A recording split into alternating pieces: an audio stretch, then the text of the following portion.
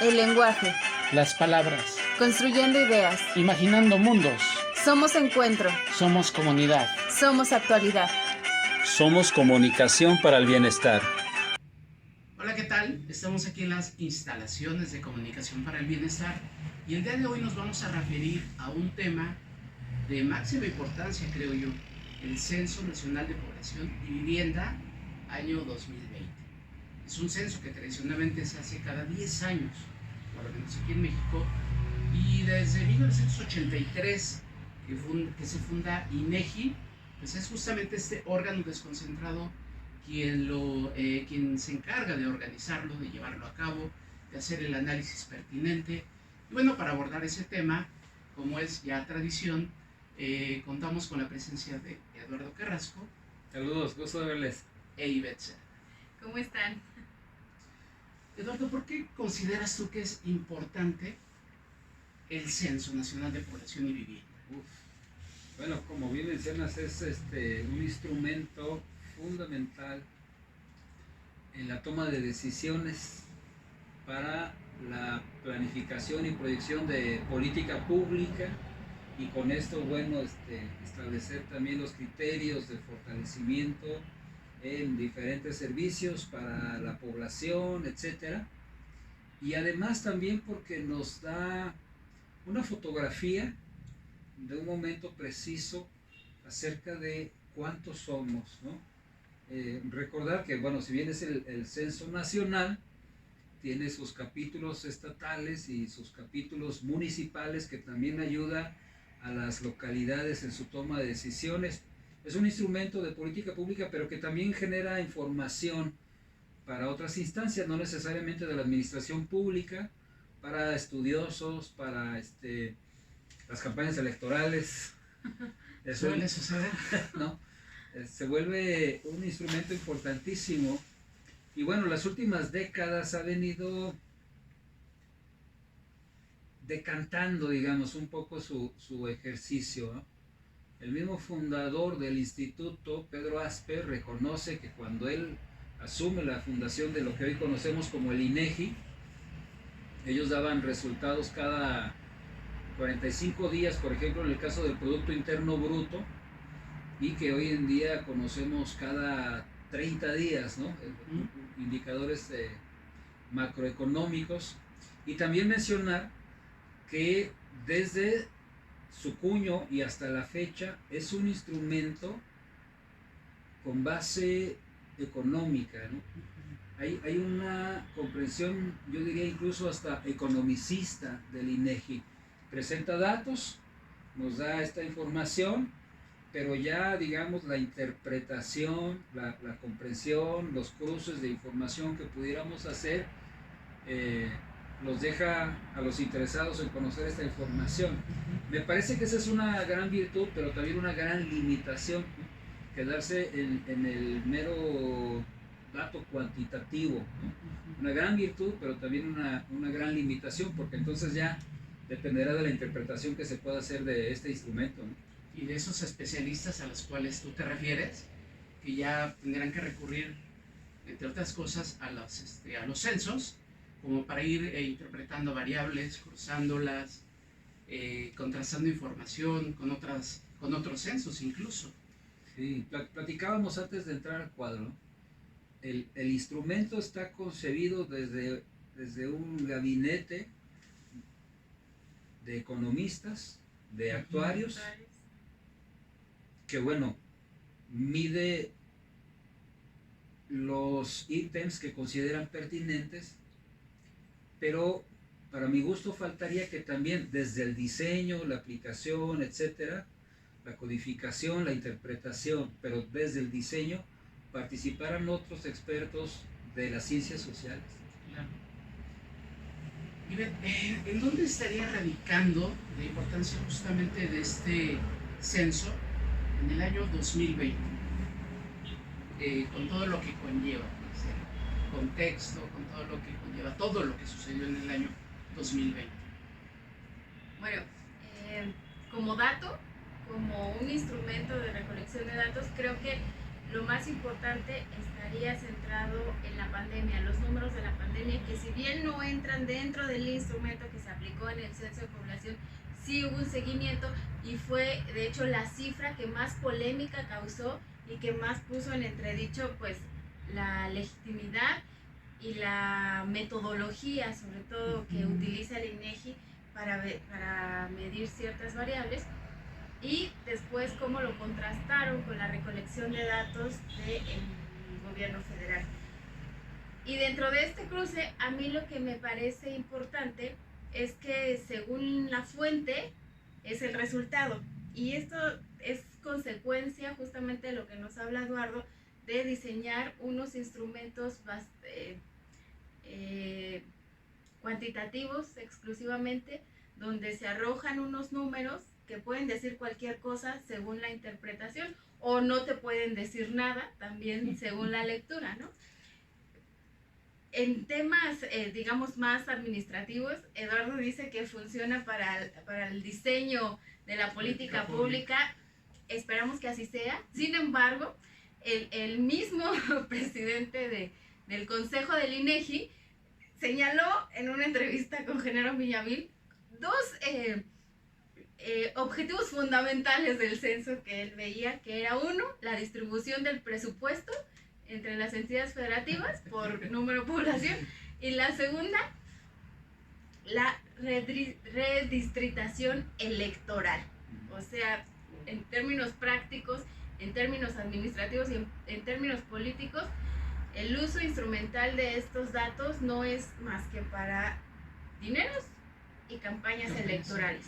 Por otro lado, bueno, si pensamos que este instrumento está diseñado bajo unos parámetros ya establecidos desde la ONU, que se tienen que ajustar a un plan mundial de desarrollo, que además está diseñado por un sistema capitalista, pues no podemos esperar mucho más que la medición de aspectos meramente economicistas, que son muy limitados porque no nos explican en qué contexto se están desarrollando estos datos, o socialmente qué es lo que nos están diciendo, cómo los podemos leer.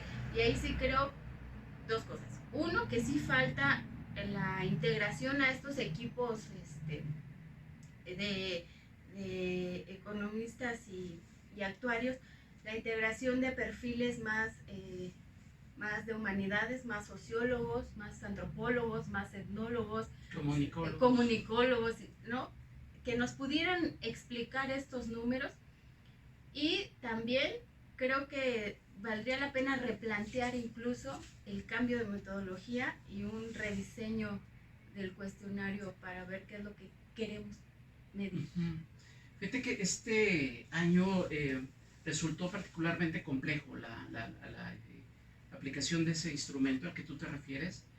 El censo se aplicó del 2 al 27 de marzo del 2020. Es decir, el 30 de marzo, 2 días después, prácticamente se acabó de aplicar, se declara la emergencia nacional por cuestiones de COVID, ¿sí?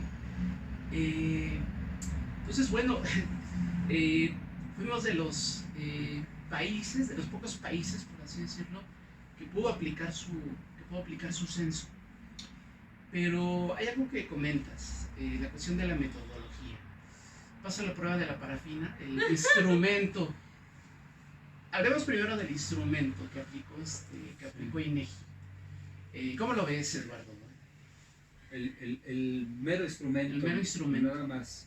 Bueno, recuperar esta idea que mencionaba es concebido por mentes de la economía, de la actuaría, especializados en cuestiones numéricas. Y hay que decirlo, desde su origen mismo, el mismo Pedro Vázquez Mella lo comenta por ahí en una entrevista. Lo citan para saber si México estaba o no en recesión en el 82. Él dice que no hay manera de saberlo porque los métodos que se utilizaban eran muy deficientes, que estaban arrojando indicadores 15 meses después de lo que estaba sucediendo en la realidad. Y bueno, por encargo de Miguel de la Madrid, él concibe, diseña y propone lo que hoy es el INEGI, pero lo que se estaba buscando era indicadores, insisto, económicos, ¿no? Y el rey de los indicadores a nivel global en materia macroeconómica es el Producto Interno Bruto, como se llama en México, Producto Nacional Bruto en otros países. Y entonces su diseño obedece a esta lógica, ¿no? Ya de antemano ahí ya hay un sesgo, ¿consideras? Importantísimo. Sí, importantísimo. Que bueno, es concebido de esta manera. O sea, si yo quiero medir este aspecto de la realidad, bueno, pues yo concibo un instrumento que tiene que ver con esta concepción. Y de allí, bueno, ha evolucionado el instrumento, ha sido criticado, cuestionado prácticamente cada 10 años. Enfrentamos una serie de críticas para los resultados, de cuestionamientos, etcétera, que de suyo son muy justificables, bastante razonables. Habría que interpretarlo también desde la lógica económica. Sin embargo, por ser el censo nacional, pues esperaríamos otro tipo de datos, además de los propios que se conciben desde este gabinete en la toma de decisiones. Y ahí, perdón que te interrumpa, sobre todo por lo que dices, que son la base del diseño de la política pública. No es poca cosa. No es poca cosa, pero son 10 años que nos vamos a aventar con una política pública con estos mismos parámetros. O sea, acabamos de perder una oportunidad para, digamos, transformar la forma en la que podemos desarrollar políticas públicas más orientadas al bienestar y no al mero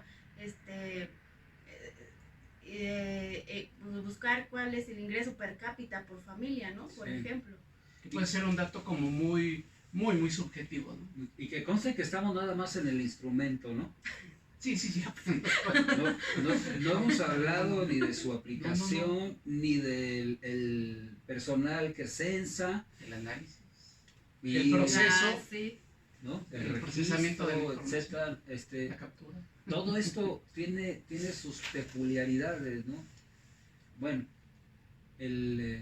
la redacción, por ejemplo, de los diferentes ítems. Perdón, por instrumento nos estamos refiriendo a el cuestionario concretamente que fue aplicado al ciudadano, ¿no? Sí, el cuestionario. Qué bueno que haces esa aclaración, porque además la propia redacción, a la hora de que se le formula la pregunta en el hogar a la jefa de familia o algún habitante de cualquier domicilio, bueno, es una redacción que busca, pero sin conseguirlo, la empatía con el encuestado, ¿no? Claro. Esta es una realidad también. Y seguimos en el instrumento, que conste que no hemos ido más allá, ¿eh?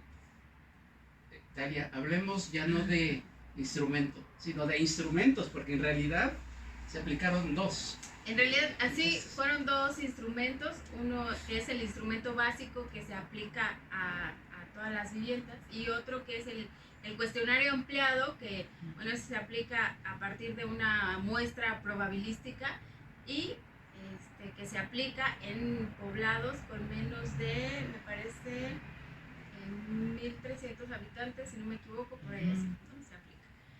Son dos instrumentos y pues sí, coincido con Eduardo que desde la redacción de las preguntas ya hay subjetividades. Comentábamos mucho antes de entrar a cuadro que, por ejemplo, la pregunta de si te autorreconoces o te asumes como comunidad afromexicana o afrodescendiente. Pues tendríamos que empezar por definir qué es autorreconocerse y qué es autoasumirse y qué implicaciones culturales, ideológicas, religiosas eso conlleva, ¿no? Desde ahí ya hay un sesgo. ¿Por qué se pregunta por este grupo étnico en particular o este grupo racial o cultural en particular y no por otros, ¿no? De toda la diversidad que hay en México? ¿Por qué? Esa sería una de las preguntas. ¿Cuál es el interés particular, por ejemplo, en este grupo? No se habla de grupos indígenas, se habla de hablantes. lenguas. Se habla de hablantes. La pregunta es, ¿habla algún lengua indígena? puedes Eso no hablar necesariamente una es lengua sin indígena. ser indígena, ¿no? Claro. Eso tampoco muestra una realidad. Y qué bueno que comentas ese dato, porque por ejemplo ahí caemos en las trampas de ser tan cuantitativos, ¿no? En esta pregunta específica de las lenguas indígenas, si nosotros nos vamos a los porcentajes, pareciera que hay una disminución de hablantes del 2010 al 2020 en un 0.5%. Sin embargo, Sí. cuando te vas a los números netos de hablantes, en realidad hay un aumento de casi 500,000 de hablantes de lenguas indígenas. Entonces aquí están las trampas, porque según el dato que estás leyendo es la interpretación que le das y eso no necesariamente es correcto. Ujú. Y entrando un poquito a la danza de las cifras, por llamarlo de alguna manera, 126 millones de mexicanos. Somos la 11ª, más o menos. Perdón que te haga la corrección. 126 habitantes frecuentes en México. En México, para Que, ser... que esa también es una de las Sí. principales y la principal confusión o imprecisión cuando los medios de comunicación presentan, porque la primera gran cifra es el número total de mexicanos, pero en realidad no es eso lo que te están diciendo. Habitantes. Habitantes frecuentes que pueden ser o no mexicanos. 126 millones, lo cual nos colocaría por ahí en un top 20. Seríamos como el tercer país con más habitantes en el continente americano, después de Estados Unidos y Brasil. Hay una media de edad de 29 años, y ese dato me parece que no es un dato menor, porque hace 20 años el promedio de edad era de 22. Es decir, me parece que de una manera muy, muy veloz pasamos de 22 a 29 años en edad promedio. Es decir, nos estamos convirtiendo en un país poco a poco de viejos, podemos llamar de esta manera. Se espera, ya la proyección sería que para el año 2050, 1 de cada 4 personas habitantes de este país van a pertenecer a la tercera edad. Lo cual no es poca cosa, porque eso implicaría una serie de políticas sociales referentes a atención médica, por ejemplo, pensiones, jubilaciones o como le queramos llamar,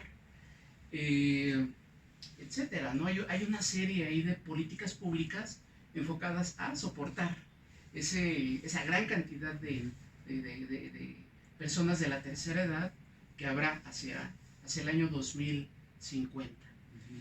¿Qué dato de los que arroja INEGI en ese primer arrojo de información fue el que para ti llamó más la atención, Eduardo? Bueno, uno que me parece significativo es que había, por lo menos en lo personal, una expectativa mayor de habitantes en nuestro país. Aunque bueno, como bien comentabas hace rato, ya se veía en el 2015 que no iba a llegar a los 130 millones, ¿no? Ni siquiera a los 127, eso sí me sorprende, ¿eh? La verdad es que yo sí estimaba que íbamos a ser poco más de 127 millones habitantes en México. ese de entrada es un primer dato que me sorprende. Y hay uno que no me sorprende, pero me llama mucho la atención. Ver cómo se ha movido la autoadscripción religiosa en México. En el histórico del mismo INEGI, la Iglesia Católica Apostólica Romana ha venido decreciendo paulatinamente, pero de manera progresiva. Y el concentrado que se presentan en los primeros informes de más de 11 millones, del 11% de la población que se autoadscribe como evangélica o protestante, que no dejan de ser cristianos por otras comprensiones. Y también llama la atención que 2.5% de los censados se autodefine como creyente pero que no participa de la institucionalización de lo religioso. ¿Cómo interpretas eso? Porque es un dato bien interesante. Y polémico, ¿eh? Polémico. Sí, pues a mí me parece que deja ver que hay una convicción de fe, pero que no tiene que ver con su institucionalización. Las religiones institucionalizadas parece que están en crisis, por lo menos con estos datos, ¿no? Hay un cuestionamiento de la población acerca de las religiones establecidas, de su organización, de sus sistemas, etc. Vamos, y yo creo que las organizaciones religiosas de suyo han dado muchos motivos para que esto suceda así. Hay una población que está desencantada con la religión, con la religiosidad institucionalizada, ¿no? Por otro lado, también crece el número de aquellos que se autodefinen como sin religión, que también habría que ver a qué se refieren con esto, ¿no? A lo mejor se podrían sumar a este grupo o se definieran como ateos, como agnósticos, no se esclarece por ahí, pero el número crece. En términos prácticos, decrece la Iglesia Católica Apostólica Romana en el número de quienes se autodefinen como parte de su comunidad, y todos los demás en materia religiosa, todos los demás datos que arroja el censo del INEGI crecen, unos mucho más que otros, ¿no? Y bueno, este es un cuestionamiento, me parece a mí, el reflejo de la necesidad de un autoexamen serio para las religiones institucionalizadas, ¿no? ¿Qué estamos haciendo? ¿Cómo lo estamos haciendo? ¿Por qué este distanciamiento? ¿Por qué este desencantamiento? Y bueno, se habla mucho de que hay un impulso de la secularización que viene de Europa, etc. Pero valdría la pena, yo creo que se hiciera un análisis un poco más serio de qué se está haciendo en lo interno, qué se está haciendo organizacionalmente y qué estamos proyectando, qué se está presentando ante las necesidades. Este 2.5 deja ver que hay una expectativa, una necesidad religiosa, espiritual, que no está siendo satisfecha por lo que está formalmente organizado en materia religiosa. Claro.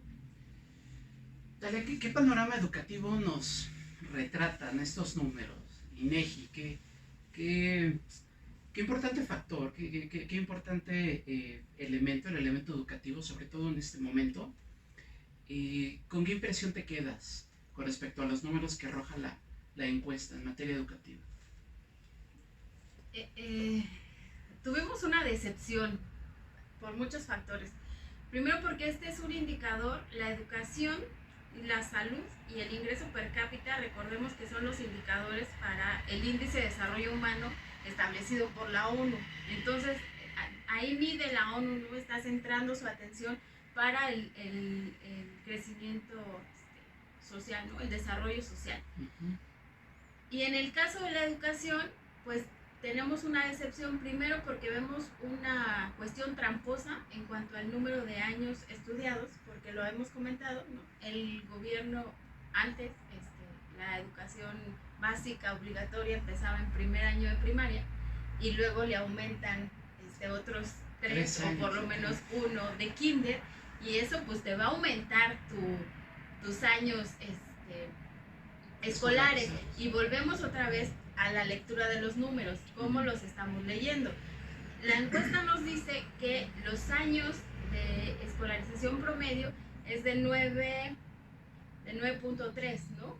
Pero en realidad eso lo que nos da es una secundaria trunca promedio, lo que significa que a diferencia del 2010, del 2000, no hay un avance significativo en el número en el nivel de escolarización de México. Y el otro ejercicio que hacíamos era el grado de deserción, ¿no?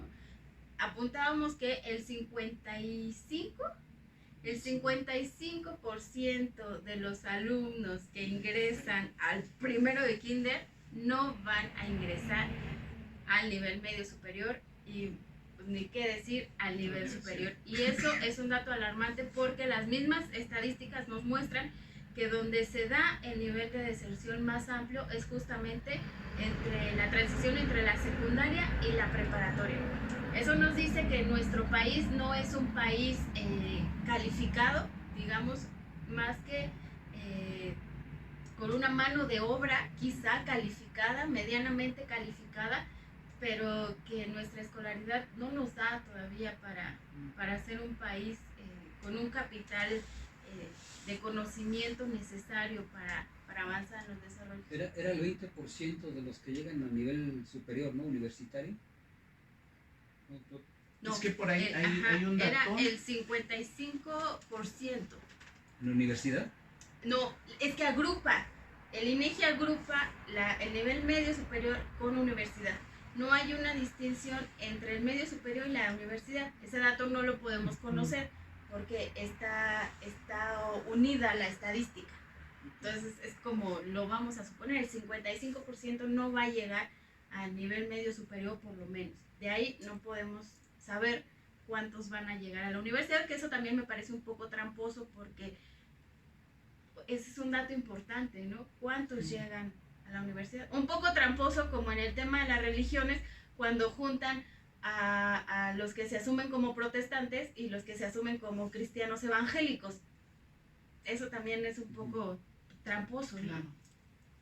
Y hace rato hablabas de otro sector, el sector salud. Hay casi un 30%, hay casi 30 millones de mexicanos.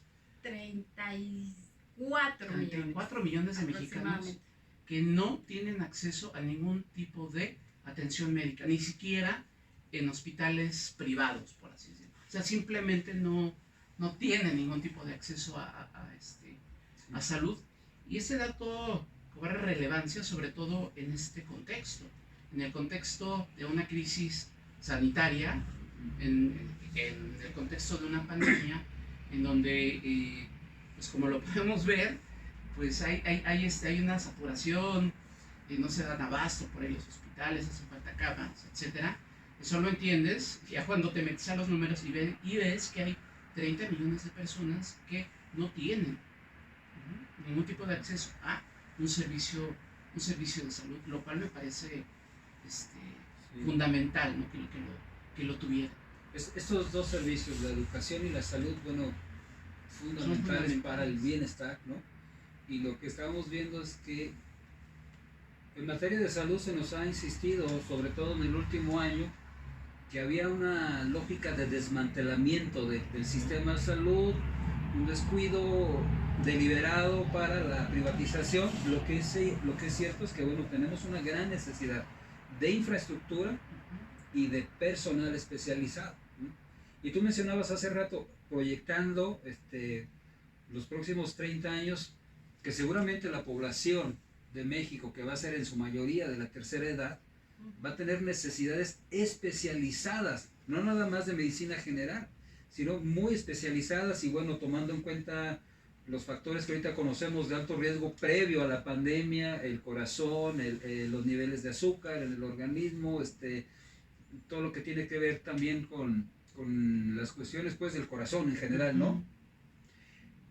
Hay una necesidad de proyectar bienestar confiando en estos datos, con una fuerte inversión, con un fuerte trabajo, con un fuerte impulso a la educación y a la salud, ¿no? Si bien la media nacional es de 29 años, déjenme decirles, jóvenes, que a los 30 años ya son considerados como adultos. Esto implica más responsabilidades, aunque también les da más derechos, ¿eh? Y habrá que pensar en este sector, por ejemplo, que es el grueso de la población en México, que pudieran proyectar ellos mismos en su momento su atención médica de manera preventiva, ¿no? Sí. Esto de coman frutas y verduras no es para molestarlos, pero es una realidad. Aliméntense sanamente, es por su propio bien, ¿no? Pero por lo pronto, estas dos áreas, junto con muchos otros servicios, platicábamos antes de entrar a cuadro, porque también parece que la población está migrando, desplazándose hacia las grandes urbes y que cada vez hay manchas urbanas con más habitantes en el país.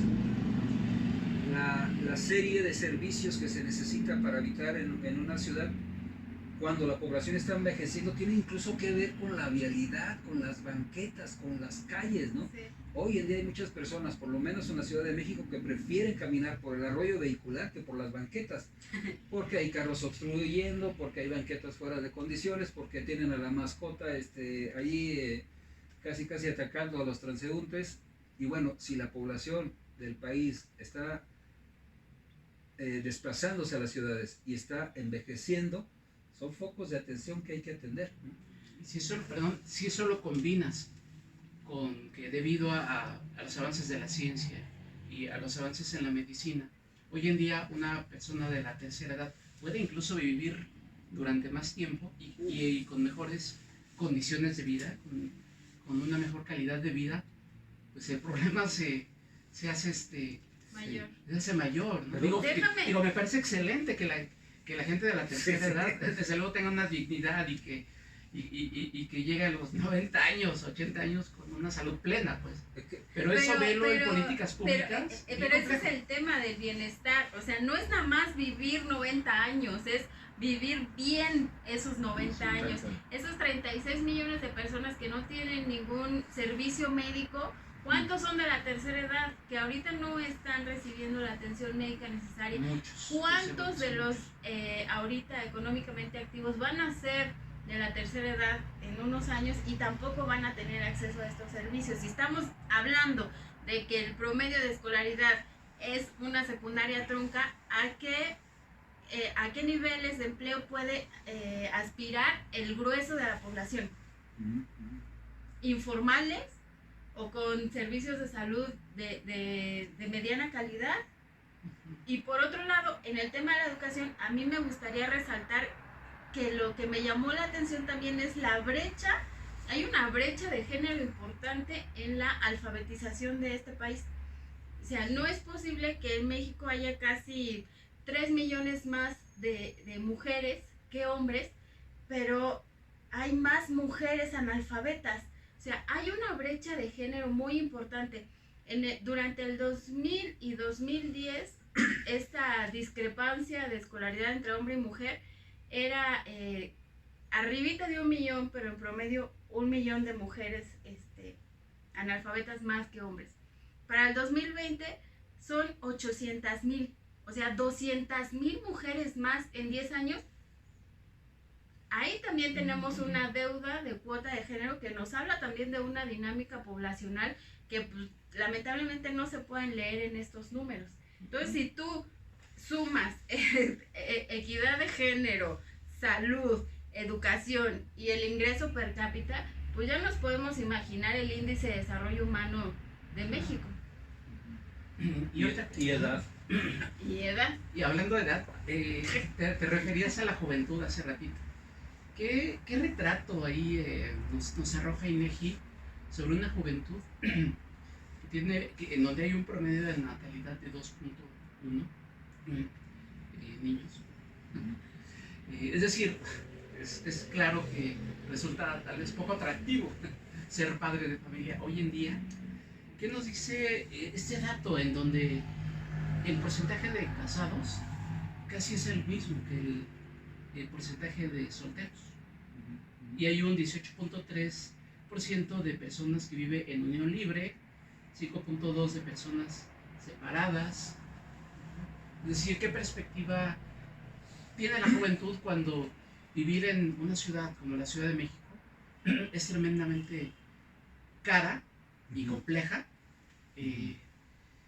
Cuando vemos los índices de educación, en donde vemos que la probabilidad de que un niño llegue a tener una educación superior, pues se complica, es bastante complejo.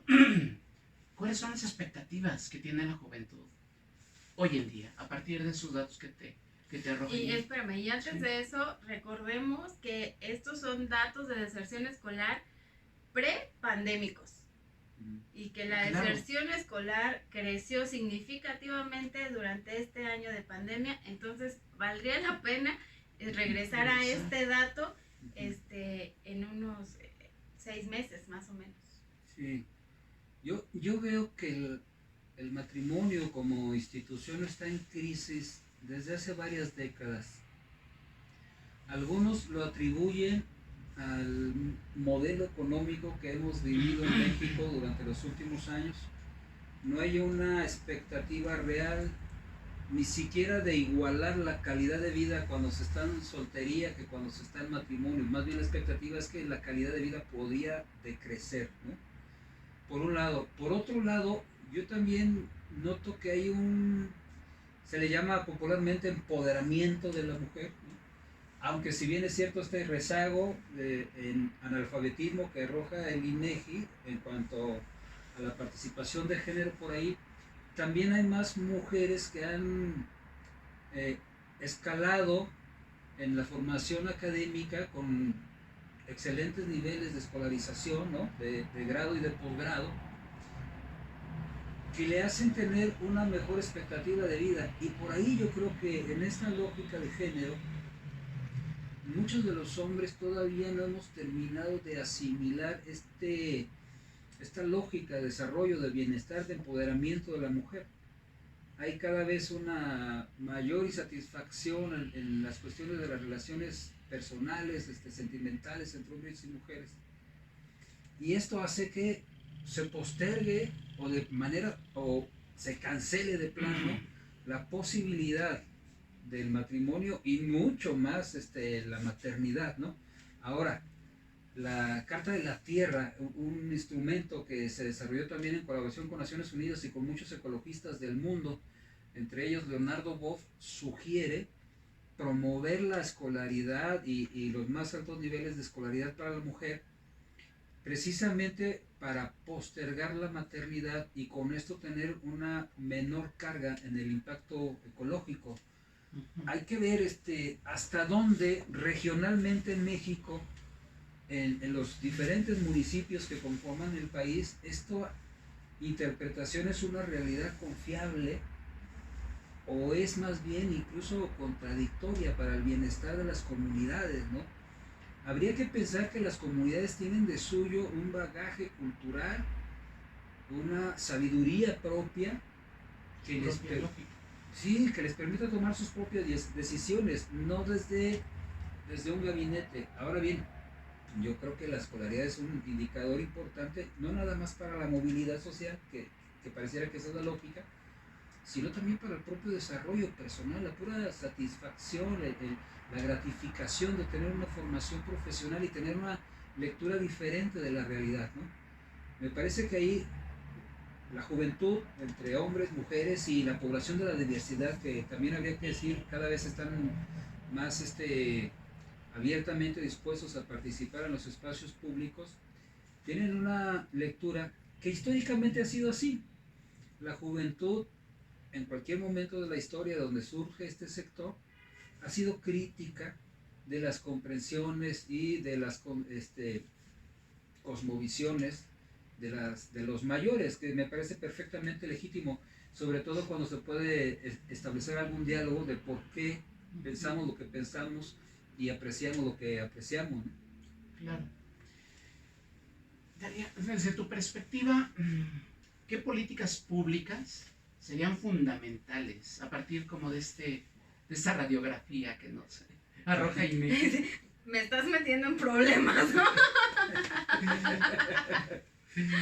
Mira, sin querer invadir áreas, pues yo no soy experta en política pública, pero sí creo que debería de haber una reorientación de cómo se está diseñando la política pública. Una cosa es decir, bueno, tenemos una edad promedio de secundaria, de escolaridad, pues vamos a abrir más escuelas, ¿no? Vamos a hacer campañas para que... Pero el gobierno, los diseñadores de políticas públicas deberían empezarse a preguntar por qué desertan. En la lógica del bienestar, las personas deben de tener opciones para elegir entre distintas formas de vida o modos de vida. Si estos niños, estos jóvenes que están desertando es porque no tienen otra opción, porque tienen que salir a trabajar para ayudar a la economía familiar, porque a lo mejor el tema del embarazo adolescente, que también es un indicador alto, y ellos no tienen otra opción o consideran que no hay otras opciones. Entonces el que está fallando ahí es el Estado en el diseño de políticas públicas y en no darle a estos niños la opción. No es que primero curses toda tu escolaridad y luego elijas y decidas qué vas a hacer con tu vida. Es que desde el inicio tú tengas la opción de decidir qué vas a hacer con tu vida y eso te motive a seguir en la escuela o no.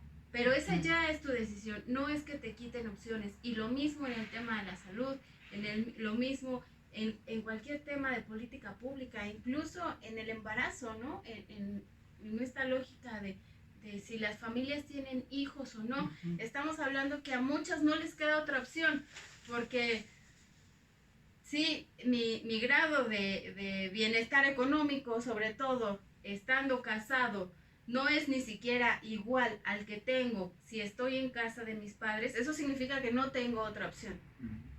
Y ahí también es una falla de cómo se está planeando la política pública.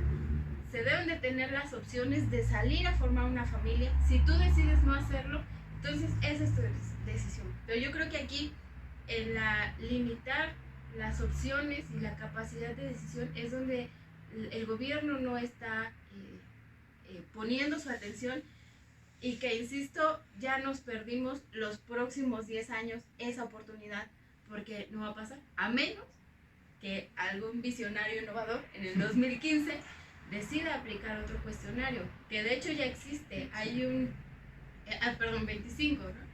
Hay un, estábamos revisando Sí.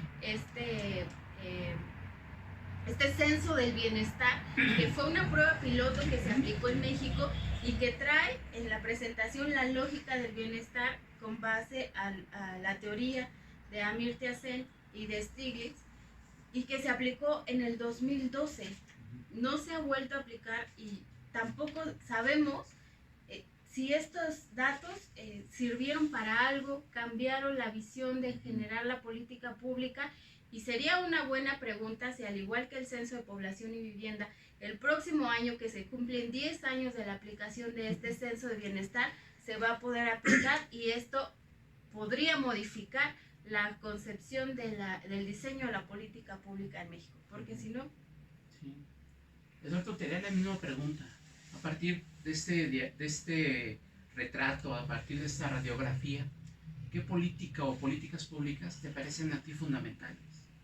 Decía yo hace rato, salud y educación como primordiales, ¿no?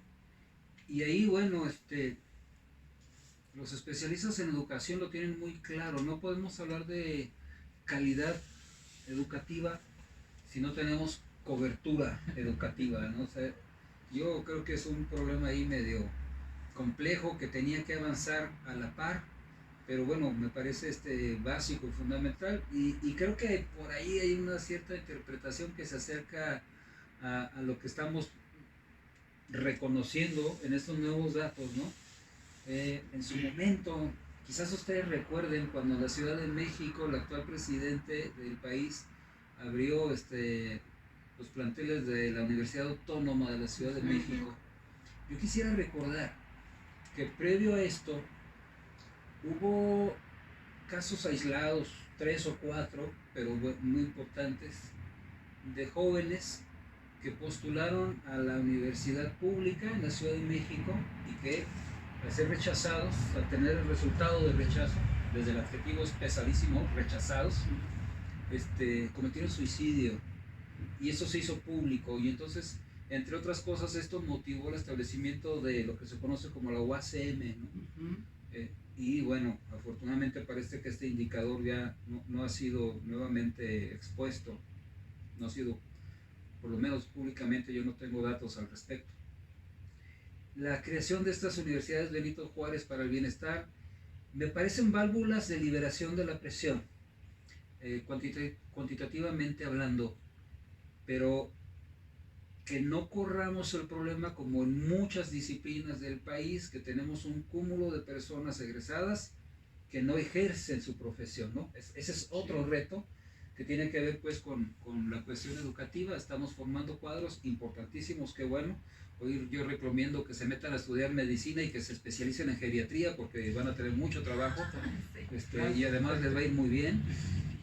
Y por otro lado, pues la salud, ¿no? La salud también creo que cuantitativa, con estos millones que todavía no tienen acceso a ningún sistema de salud, y cualitativa, ¿no? También se necesitan especializaciones en diferentes áreas, y tenemos ahí una serie de indicadores que también arroja el INEGI, ¿no? El índice de mortandad antes de la pandemia ya con problemas del corazón, el asunto de la nutrición, el azúcar, etcétera, que me parecen estratégicos. Desde luego que hay muchos retos más todavía que el mismo censo arroja, ¿no?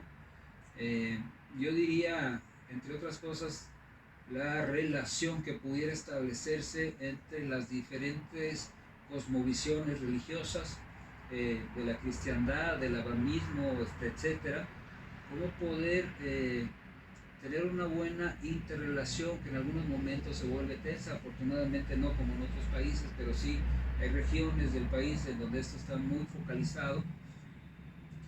Y bueno, importante también esta misma brecha en materia educativa que señalaba Ivette, el nivel de escolaridad en las mujeres, ¿no? Creo que el foco del analfabetismo deja ver pues un doble rezago para las mujeres. Fíjate que se han estado refiriendo de manera especial al tema educativo. Y yo agregaría como una política pública que tiene que ver hoy en día justamente con la parte educativa, es el tema de Internet. Porque hoy en día mucha gente, muchos niños, adolescentes, jóvenes, están tomando clases desde su casa, desde Zoom, desde Internet. Y los números que arroja el censo son desalentadores. Es decir, hay casi 50% de la gente que no tiene acceso a Internet. Y eso me parece que hoy en día es un dato pues bastante desalentador en muchos sentidos, porque no solamente toca el sentido del acceso a las tecnologías de información y comunicación, sino se vincula directamente con el tema educativo. Y aquí estaría la otra pregunta, el otro asunto: ¿cómo está accediendo la gente entonces a Internet? El mensaje de redes sociales, etcétera. Y es bien curioso cómo uno de los indicadores que subieron es el uso de telefonía inteligente. Es decir, hay casi un 80% de gente que está accediendo a Internet, pero a través de su teléfono inteligente, no por tener Internet en su casa, lo cual te marca una diferencia sustancial, una diferencia tremenda, ¿no? ¿Sí? Es bien complejo tomar clase desde tu celular, a partir de los datos, ¿no?, que tienes ahí en tu celular. Depende. A ver. Depende, porque fíjate que en este tema de la educación, si ya de por sí los datos no son buenos, y si de por sí ya sabemos que hay también una brecha entre la calidad educativa entre un sector de la población y otro sector, pues ahí yo te diría depende. ¿Por qué? Porque si tú me estás hablando de una escuela privada donde las maestras están conectadas durante todo su horario escolar y están dando clase por diferentes plataformas, y un niño con cierto privilegio tiene acceso a una computadora, a una tablet, y está tomando, si esa misma lógica la tuviéramos en la Sierra de Oaxaca, yo te diría, no, pues está complicado, pero los niños de la Sierra de Oaxaca, los niños de la Costa Chica de Guerrero, los niños de la Sierra de Puebla, de la zona tarahumara, están tomando clases por WhatsApp, y ni siquiera clases, están recibiendo tareas, y aquí mismo en la Ciudad de México no están tomando clases, están recibiendo tareas por el WhatsApp. Entonces, yo te diría, depende. Y este tema también va a aumentar la brecha educativa. No hay una equidad en la educación que se está recibiendo en este periodo de pandemia, y ese también es un tema de justicia social donde las deudas se vuelven mucho más evidentes. Bueno, aquí, además de la cobertura educativa y la calidad educativa, también habría que reflexionar en el modelo educativo, ¿no? Claro. Hay una serie de contenidos que son muy valiosos en ciertas latitudes del país, pero que son ociosos en algunas otras regiones, ¿no? El modelo pedagógico, y hablando de que la población va a envejecer en las próximas décadas, hay entre pedagogos la reflexión de la gerontología, es decir, en su momento, fíjate, pasaba algo bien interesante. Cuando se estaba estableciendo la Unión Europea, tuve oportunidad de platicar con el entonces embajador de México en Francia. Y él decía que tenían resuelto el problema político y económico. El problema que enfrentarían en su momento sería el problema de la identidad. Pero entre otras cosas mencionaba que había un gran reto para constituir la comunidad académica europea, donde los estudios de un país fueran validados y reconocidos en otros países, pero se habían puesto en el horizonte un objetivo que me parecía interesante, que por cierto le perdí la pista, que una vez que un habitante de la Comunidad Económica Europea ingresara a la escolarización, jamás dejara la escuela. Era un objetivo que me parece valiosísimo. O sea, imagínate, si en México estamos proyectando que la población va a envejecer, ¿por qué no darles opciones, facilidades, etcétera, que tienen que ver desde luego con las tecnologías, con el apropiamiento de estos recursos tecnológicos ahora tan importante el internet, para poder desarrollar una serie de habilidades, de cultivarse, de conocer, ¿no? Sería genial, ¿no? Pero bueno, a lo mejor estoy soñando. Es el café. Sí. Pero bueno, ¿cómo proveer cobertura y calidad educativa para todas las generaciones si ni siquiera tenemos la manera de acceder a esas poblaciones? En su momento la telesecundaria fue una respuesta, me parece valiosa, ¿no? Pero bueno, ahora la realidad es más dinámica, nos supera, hay una serie de informaciones que caducan más rápido que los bytes. Pero ¿no creen ustedes que también es un tema de falta de creatividad? O sea, en este tema de las tecnologías de la información hay muchos supuestos que realmente no se confirman, ¿no? Lo vimos en el caso específico de la televisión, que hoy hemos confirmado 3 veces por 3 fuentes diferentes, por 3 ejercicios distintos, que sigue siendo el rey o la reina de las casas y de las tecnologías, ¿no? Cuando pareciera que es de Vox Populi, que la televisión está en decadencia. Lo hemos visto análisis, hemos visto estudios académicos donde dicen, han declarado la muerte de la televisión, la crisis de la televisión por estas tecnologías como el smartphone, las plataformas digitales, el acceso al internet, etc. Crisis de credibilidad. Crisis de credibilidad.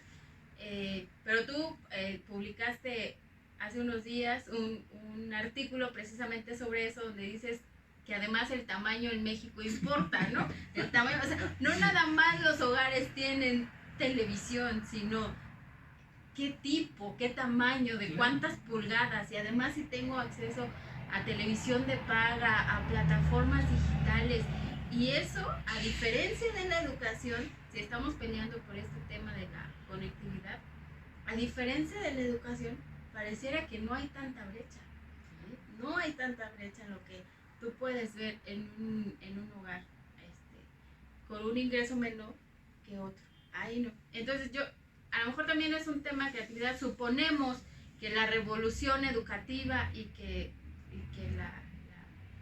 la solución a esta situación como la pandemia, pues están en internet y en las tecnologías.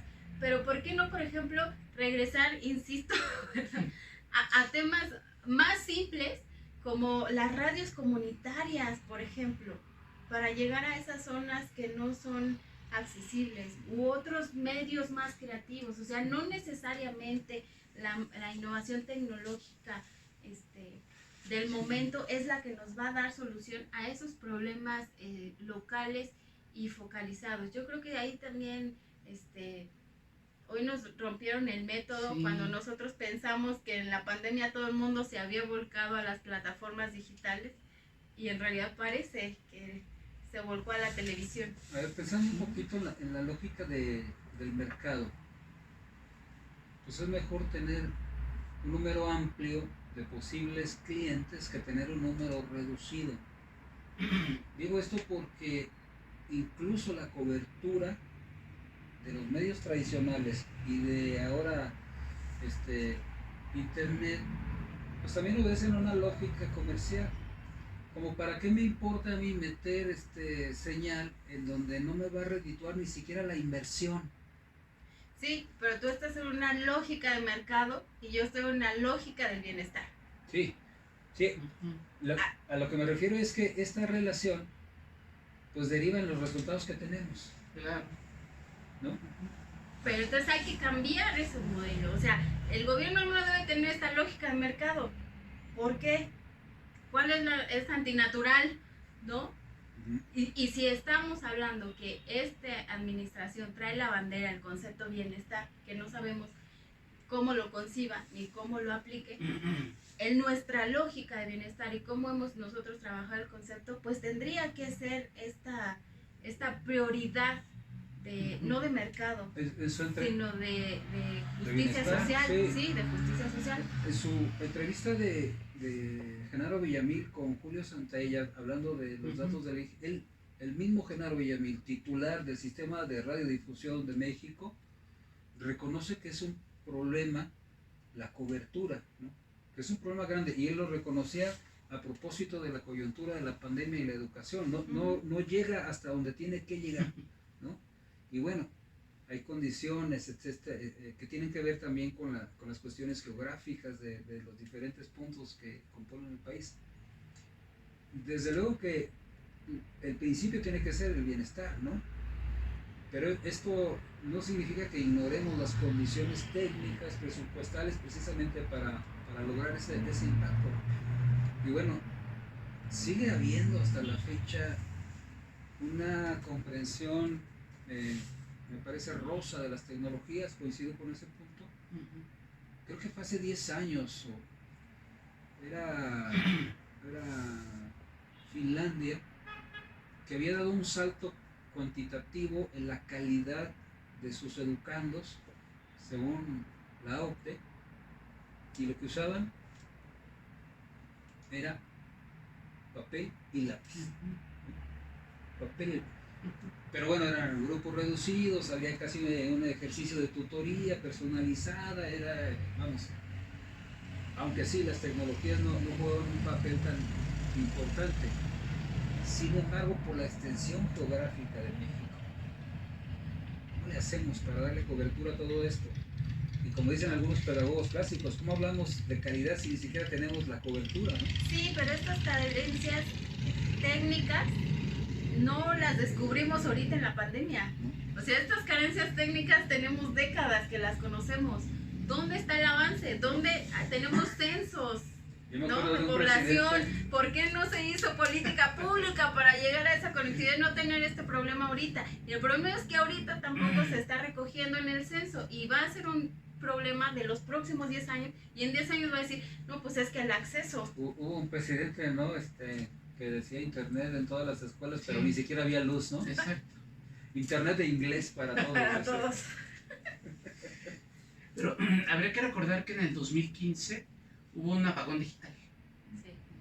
en donde de alguna manera la gente o bien tuvo que contratar un servicio de televisión de paga, o bien tuvo que cambiar su televisión analógica por una digital. Y por ahí dentro de las ventajas que conllevó pues, el apagón digital fue que también se amplió el número de canales, la oferta, los contenidos. Pero sí hay datos que podrían causarnos un poquito de confusión, es decir, podemos percibir que hay un incremento en el número de suscripciones a servicios de televisión de paga. ¿Sí? Y también hay un incremento en contratación de servicios de plataformas de streaming. ¿Sí? Es decir, hay una realidad que la gente está buscando contenidos. ¿Sí? Y creo que esa sería materia de otra discusión, por así decirlo, el análisis ya de los contenidos de lo que aparece en la televisión, pero da esa impresión, es decir, es real. La gente está contratando servicios de televisión de paga y además plataformas de streaming.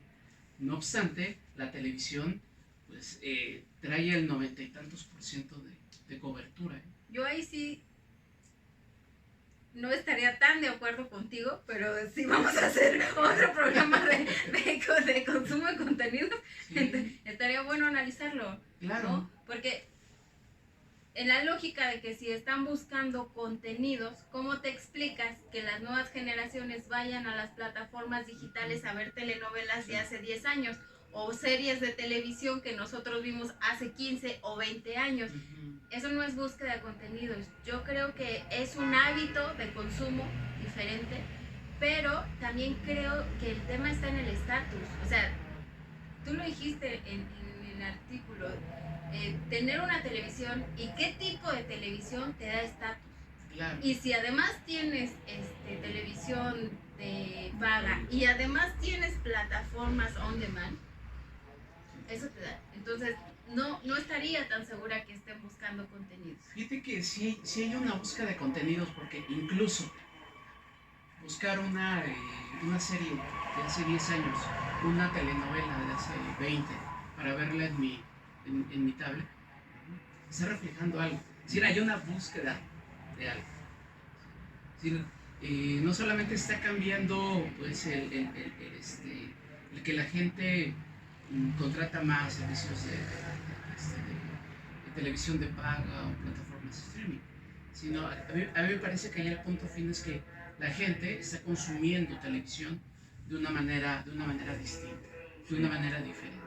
Sí, en esto mismo que mencionabas ahorita, el 92% es la cobertura de la señal televisiva, sí, la señal abierta, y esta fue una de las razones por las que se asumió que la modalidad educativa en el contexto de la pandemia se apoyara en la televisión y en la televisión privada, ¿no? Claro. Que tiene prácticamente la mayor parte, no la totalidad, pero sí la mayor parte del territorio con cobertura. Ahora habrá que entrarle con calma al asunto de los contenidos. Creo que hay mucho que decir de eso, ¿no? ¿Qué se está produciendo? ¿Cómo se está produciendo? ¿Quién está consumiendo? ¿Cómo lo está consumiendo? ¿No? Claro. Dalia, ¿algo más que quieras agregar? Pues, ¿cómo lo descifras que tuvimos el día de hoy, ese análisis? Digo, yo creo que los números son importantes, los datos son importantes, pero no son todo y no son suficientes y se pueden interpretar de distintas formas y no nos dan una radiografía numérica, pero no nos dan una radiografía real de lo que está pasando en el país. Y yo creo que sí se debería poner sobre la mesa el replanteamiento de la modificación del instrumento, de la metodología, pero sobre todo en los objetivos. ¿Qué es lo que queremos medir? ¿Qué es lo que nos interesa medir? ¿Y qué es lo que le va a beneficiar a la población que yo mida? Eduardo, ¿con qué cerrarías? Sí, hay un censo económico, también nacional, que está abocado de manera especializada a poder tener estos indicadores económicos. Me parece que el Censo Nacional de Población y Vivienda también tendría que incorporar aspectos culturales que reflejaran no nada más cuántos somos, sino con mayor nitidez cómo somos. Y hablando de otros censos, INEGI publica prácticamente cada año una encuesta acerca del consumo de Internet en México. Entonces digo, esos datos no son definitivos, no obstante nos dan una idea bastante cercana acerca de lo que es México, la situación en la que nos encontramos. Y bueno, con eso nos despedimos el día de hoy. Esta semana fue un gusto estar con ustedes. Nos veremos para la próxima semana. Hasta luego. El lenguaje. Las palabras. Construyendo ideas. Imaginando mundos. Somos encuentro. Somos comunidad. Somos actualidad. Somos comunicación para el bienestar.